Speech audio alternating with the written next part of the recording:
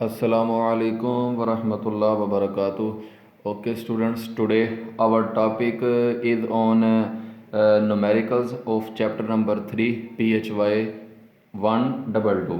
ठीक है जी।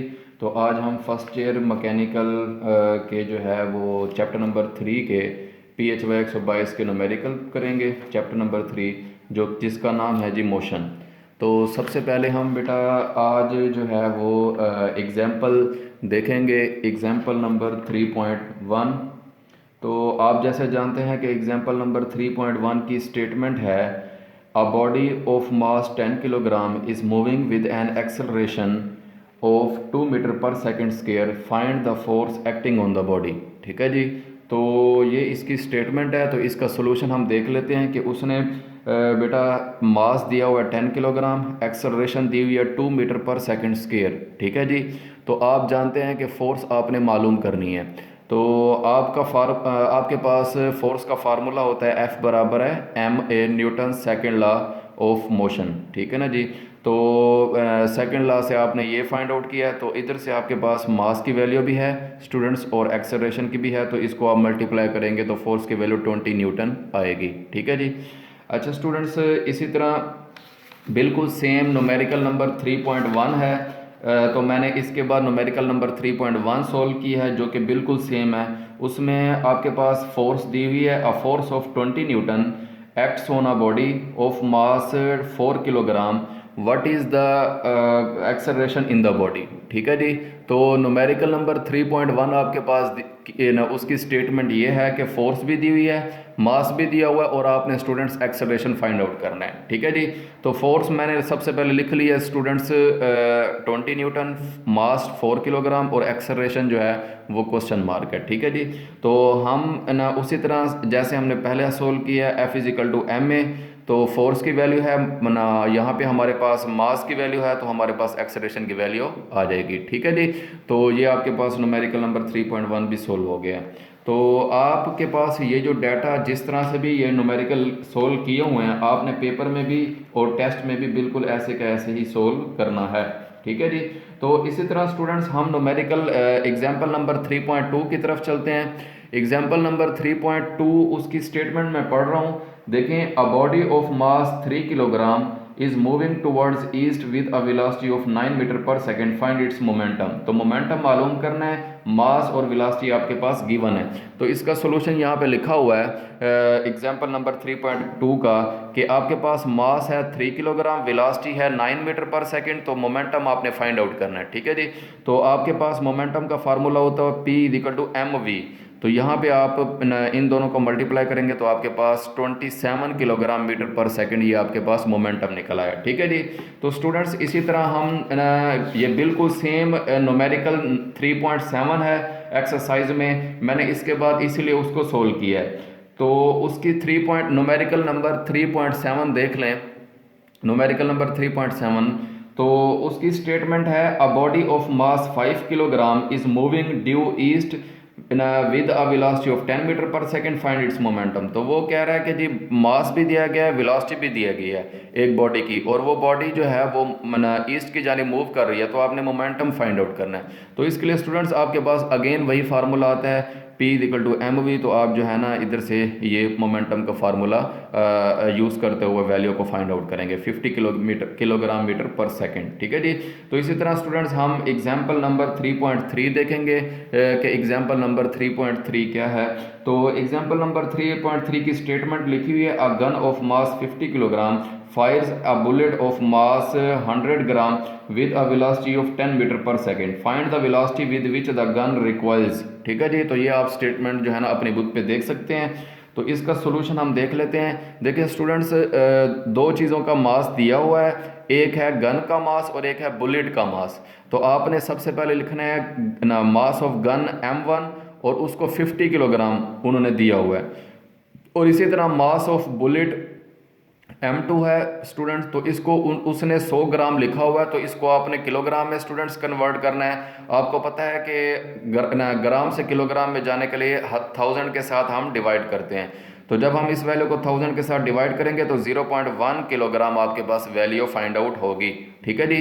तो इसी तरह अब उसने बताया हुआ है कि वेलोसिटी ऑफ गन की वेलोसिटी जो है वो v1 है, वो आपने मालूम करनी है, जबकि गोली की वेलोसिटी उसने दी हुई है वेलोसिटी ऑफ वेलोसिटी ऑफ जो है वो बुलेट आपने जो है ना find the velocity with which the gun recoils. तो आपने जो है वो गोली की वेलोसिटी जो है वो आपके पास दी हुई है बुलेट की, यहाँ पे आपने बुलेट लिखना है। तो वेलोसिटी ऑफ बुलेट v2 है, वो आपके पास 100 मीटर पर सेकंड है। ठीक है जी। और वेलोसिटी ऑफ गन आपने मालूम करनी है। ठीक है जी। तो आप जानते हैं कि अगर आपने एक गन ली हुई है और गन से आपने जो है ना गोली चलानी है, बुलेट चलानी है, तो आप जानते हैं कि जब गोली चलेगी गन के ज़रिए तो गोली आगे की तरफ जाएगी और गन जो है वो पीछे की तरफ जाएगी। ठीक है जी। तो इसलिए उसने कहा है कि रिकॉइल वेलोसिटी मालूम करें, यानी कि पीछे वाली गन की वेलोसिटी मालूम करनी है। ठीक है जी। तो बाय लॉ ऑफ कंजर्वेशन यहाँ पे सॉल्यूशन की तरफ आ जाते हैं। हम जानते हैं कि law of conservation of momentum जो है वो ये होता है कि किसी भी सिस्टम का पहले का मोमेंटम और किसी भी सिस्टम उसी सिस्टम का बाद का मोमेंटम वो आपस में बराबर होते हैं। ठीक है जी। तो पहले का मोमेंटम क्या होगा कि अगर दो बॉडीज़ हैं तो उनके दो मासेस और दो वेलोसिटीज़ होंगी बिफोर जो है ना, इससे पहले कि आपने गन चलाई है। गन चलाने से पहले आपके पास जो मोमेंटम आएगा वो ये होगा पहले वाला, और गन चलाने के बाद जो मोमेंटम आएगा स्टूडेंट्स वो ये होगा। ठीक है जी। तो गन चलाने से पहले का मोमेंटम ये है, m1 मास है और u1 वेलोसिटी है, m2 मास है, u2 वेलोसिटी है। तो आप जानते हैं कि u1 और u2 ये दोनों के दोनों सिफर होंगे। क्यों? क्योंकि गन और बुलेट जो है ये दोनों रेस्ट में हैं इनिशियली। तो ये गोली चलाने से पहले इन दोनों की वेलोसिटी ज़ीरो होगी, क्योंकि ये दोनों रेस्ट में हैं। तो इसलिए मैंने ज़ीरो पुट किया, तो लेफ्ट साइड ज़ीरो हो जाएगी। अब आपके पास स्टूडेंट्स राइट साइड जो है वो गन और बुलेट का मास दिया हुआ है, और इन दोनों में से बुलेट की वेलोसिटी दी हुई है, जबकि गन की वेलोसिटी आपने फाइंड आउट करनी है। तो यहाँ पे आपके पास सोल्यूशन लिखा हुआ है। तो मैंने यहाँ पे वेलोसिटी गन जो है वो मालूम करनी है, तो बाकी वैल्यूज़ मैंने सारी पुट की हैं। तो यहाँ पे आपके पास गन की वेलोसिटी आई है स्टूडेंट्स 0.02 मीटर पर सेकंड, जो कि माइनस में है, और माइनस साइन इस चीज़ को जाहिर कर रहा है कि अगर बुलेट आगे की तरफ जाएगी तो गन जो है वो पीछे की तरफ जाएगी। ठीक है जी। तो ये आपके पास वैल्यू आ जाएगी law of conservation of momentum से। ठीक है स्टूडेंट्स। तो इसी तरह हम न्यूमेरिकल नंबर 3.5 स्टूडेंट्स वो करेंगे, क्योंकि वो भी इस तरह से सेम है जैसा कि एग्जाम्पल नंबर 3.3 अभी हमने की है। तो न्यूमेरिकल नंबर 3.5 की मैं स्टेटमेंट पढ़ रहा हूँ कि a gun of 10 kilogram fires a bullet of 20 gram with a velocity of 50 meter per second, find the velocity with which the gun recoils. ठीक है स्टूडेंट्स। तो ये भी बिल्कुल सेम वैसे का वैसे है जैसा कि हमने पहले किया है। इसमें भी वही कह रहा है कि गन का मास और बुलेट की वेलोसिटी दी हुई है, जबकि बुलेट की वेलोसिटी दी हुई है, गन का मास और बुलेट का मास दिया हुआ है, और बुलेट की जो है वो वेलोसिटी दी हुई है, जबकि गन की वेलोसिटी स्टूडेंट्स आपने मालूम करनी है। तो न्यूमेरिकल नंबर 3.5 जो है वो बिल्कुल सेम है। इसी तरह मैंने गन का मास लिखा है m1 और बुलेट का मास लिखा है m2। तो इसमें फिर दोबारा बुलेट का मास ग्राम में है, तो इसको 1000 के साथ डिवाइड किया तो किलोग्राम में आ गया। इसी तरह स्टूडेंट्स आप गन की वेलोसिटी जो है वो मालूम करनी है, जबकि बुलेट की वेलोसिटी उसने दी हुई है 50 मीटर पर सेकंड। ठीक है जी। तो ये आपके पास 50 मीटर पर सेकंड। अब स्टूडेंट्स अगेन हम वही स्टेटमेंट लिखेंगे कि law of conservation of momentum से हम जानते हैं कि गन चलने से पहले का मोमेंटम और गन चलने के बाद का मोमेंटम आपस में बराबर होंगे। अब आप जानते हैं कि गन चलने से पहले अभी आपने गन नहीं चलाई, तो दोनों चीज़ें रेस्ट में हैं, गन और बुलेट दोनों रेस्ट में है, तो इन दोनों की वेलोसिटी स्टूडेंट जीरो हो जाएगी। तो आप यहाँ पे जीरो पुट करेंगे तो लेफ्ट साइड आपके पास जीरो हो जाएगी। राइट साइड में आपके पास सिर्फ और सिर्फ बुलेट की वेलोसिटी दी हुई है, जबकि गन की वेलोसिटी आपने मालूम करनी है। ठीक है स्टूडेंट्स। तो ये आपके पास गन की वेलोसिटी आ जाएगी। जब आप वैल्यूज़ को पुट करेंगे तो ये आपके पास v1 is equal to -0.1 meter per second. ठीक है स्टूडेंट्स। तो ये आपके पास न्यूमेरिकल नंबर 3.5 भी सोल्व हो गया है। तो इसी तरह स्टूडेंट्स हम जो है वो नेक्स्ट जो है हम देख लेते हैं एग्जाम्पल नंबर 3.4 चैप्टर नंबर 3 की एग्जाम्पल नंबर 3.4 में वो बता रहा है कि इसकी स्टेटमेंट मैं पढ़ लेता हूँ। A body of mass 20 kilogram is moving in a circle with velocity 2 meter per second. If the radius of the circle is 100 centimeter find the centripetal acceleration and centripetal force. ठीक है जी। वो कहता है कि एक बॉडी दायरे में move कर रही है और उसका मास भी दिया हुआ है, उसकी वेलोसिटी भी दी हुई है और उसका रेडियस भी दिया हुआ है। ठीक है स्टूडेंट्स, तो आपने जो है ना सेंट्रीपिटल फोर्स मालूम करनी है। तो यहाँ पे मैंने मास की वैल्यू पुट की है, वेलोसिटी की वैल्यू पुट की है और यहाँ पे मैंने रेडियस की वैल्यू 100 सेंटीमीटर है, तो 100 के साथ मैं डिवाइड करूँगा, मीटर में आ जाएगा। तो यहाँ से हम सेंट्रीपिटल फोर्स की वैल्यू मालूम करेंगे mv² वाले फार्मूले से। ठीक है जी, तो इधर मैंने वैल्यू पुट की है तो 8 न्यूटन इसका जवाब आया। इसी तरह स्टूडेंट्स एक्सेलरेशन, सेंट्रीपिटल एक्सेलरेशन मालूम करेंगे, उसका फार्मूला होता है v²/r। तो आप जानते हैं कि v वेलोसिटी दी हुई है, रेडियस भी दिया हुआ, तो आपके पास centripetal acceleration 4 metre per second का स्क्वायर जो है ना, ये आपके पास बेटा जो है ना ये सेंट्रीपिटल एक्सेलरेशन आ जाएगा। ठीक है स्टूडेंट्स, तो इसी तरह हम इसी सेम न्यूमेरिकल है 3.6 रिपीट हो रहा है। तो 3.6 न्यूमेरिकल की मैं स्टेटमेंट पढ़ लेता हूँ। तो उसमें बताया हुआ है कि a body of mass 50 gram is moving with a speed of 200 centimeter per second in a circle. If the radius of the circle is 100 centimeter find the centripetal acceleration and centripetal force. ठीक है students, तो देखिए आपके पास जो है ना एक body का मास भी दिया हुआ है 3.6 न्यूमेरिकल में, मास भी दिया हुआ है और आपके पास जो है ना वो 50 ग्राम में है। तो आप इसको 1000 के साथ डिवाइड करेंगे तो ये आपके पास स्टूडेंट्स किलोग्राम में आ जाएगा, तो 0.05 किलोग्राम। अब वेलोसिटी भी दी हुई है 200 सेंटीमीटर पर सेकंड, तो आप इसको 100 के साथ डिवाइड करेंगे तो 2 मीटर पर सेकंड आ जाएगा।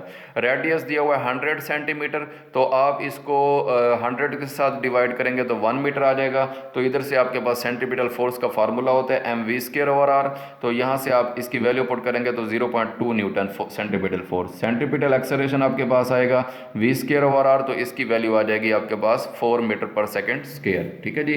तो इसी तरह स्टूडेंट्स न्यूमेरिकल नंबर 3.9 उसकी स्टेटमेंट मैं पढ़ लेता हूँ। न्यूमेरिकल नंबर 3.9 की स्टेटमेंट है a body of mass 4 kilogram is kept moving in a circle of radius 1 meter with a constant speed of 10 meter per second find the centripetal force. तो आपने जी एक बॉडी है, उसका मास है जी आपके पास 3.9 में, न्यूमेरिकल नंबर 3.9 में मास दिया हुआ है 4 किलोग्राम, वेलोसिटी है 10 meter per second, radius 1 metre है, तो आप इसका सेंट्रीपिटल फोर्स मालूम करेंगे। तो mv²/r इसका फार्मूला होता है, तो आप इसकी मदद से जो है ना वो सेंट्रीपिटल फोर्स मालूम कर लेंगे 400 न्यूटन। ठीक है जी। इसी तरह स्टूडेंट्स 3.10 न्यूमेरिकल है, वो भी बिल्कुल सेम है 3.10 न्यूमेरिकल। तो न्यूमेरिकल नंबर 3.10 की स्टेटमेंट देख लें। Find the force required to keep a car of mass 2000 kilogram in an arc of radius 5 meter when it is turning round a corner at 10 meter per second. ठीक है जी। तो इसका solution 3.10 का देख लें कि मास भी दिया गया 2000 किलोग्राम, वेलोसिटी भी दी गया 10 मीटर पर सेकेंड और रेडियस भी दिया गया 5 मीटर। ठीक है जी।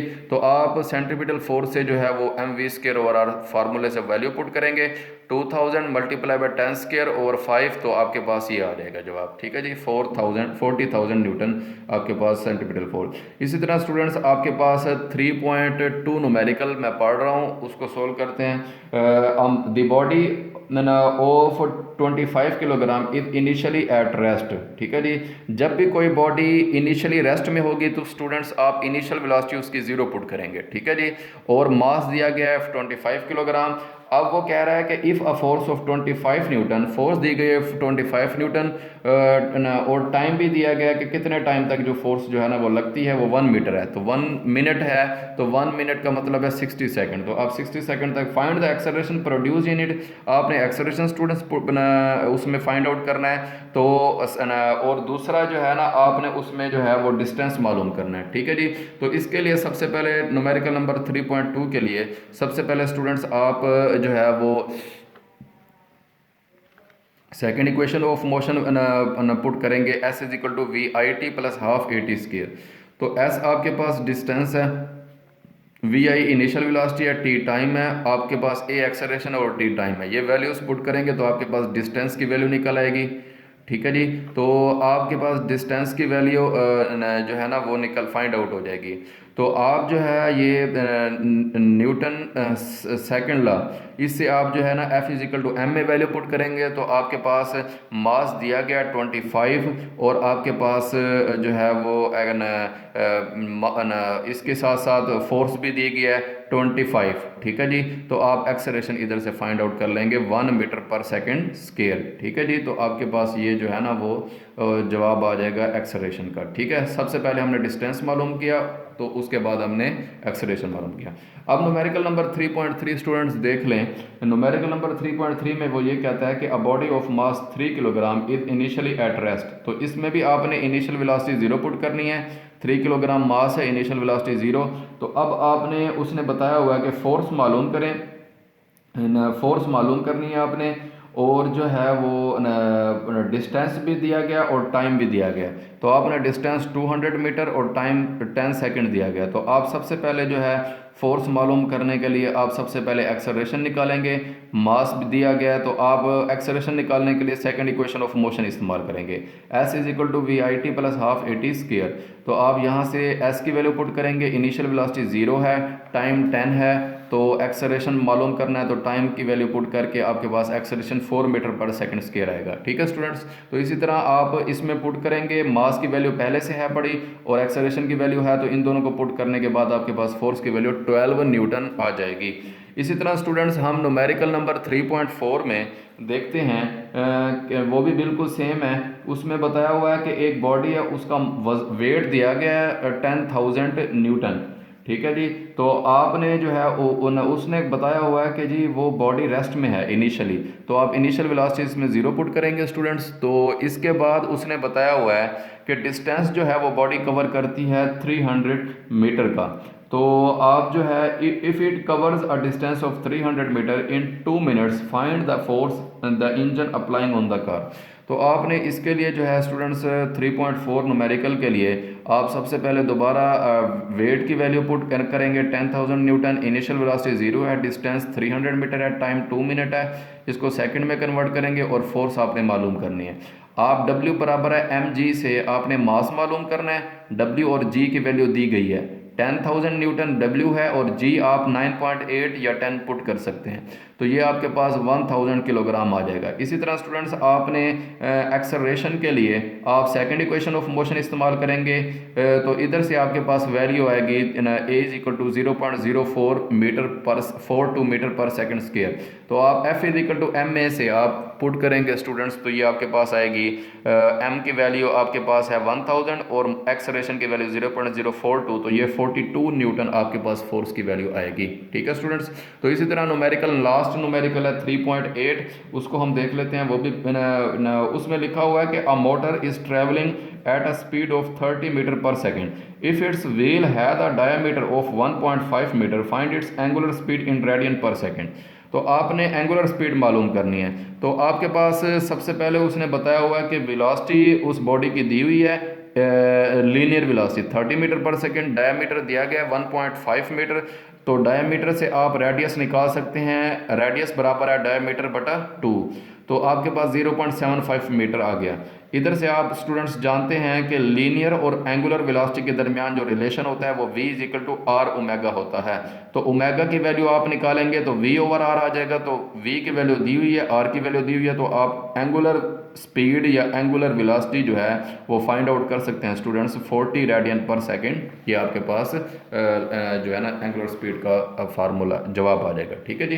तो ये आपका स्टूडेंट्स लास्ट न्यूमेरिकल था। तो इसके साथ ही आज के जो चैप्टर नंबर 3 के जितने भी न्यूमेरिकल्स थे, जिसमें से न्यूमेरिकल एक्सरसाइज के 10 थे और एग्जाम्पल जो हैं वो 4 थी, तो ये आपके पास 14 न्यूमेरिकल्स जो है ना चैप्टर नंबर 3 के मैंने सोल्व करके आपको ना इसके बारे में बताया है। तो ये आप जो है ना अच्छे तरीके से तैयार करें, ये पेपर के लिहाज से भी इम्पोर्टेंट है, तो इसलिए जो है ना आपने अच्छे तरीके से याद करना है। इंशाल्लाह नेक्स्ट लेक्चर में एक नेक्स्ट टॉपिक के साथ हाजिर होंगे। अल्लाह हाफिज़, अपना ख्याल रखिएगा।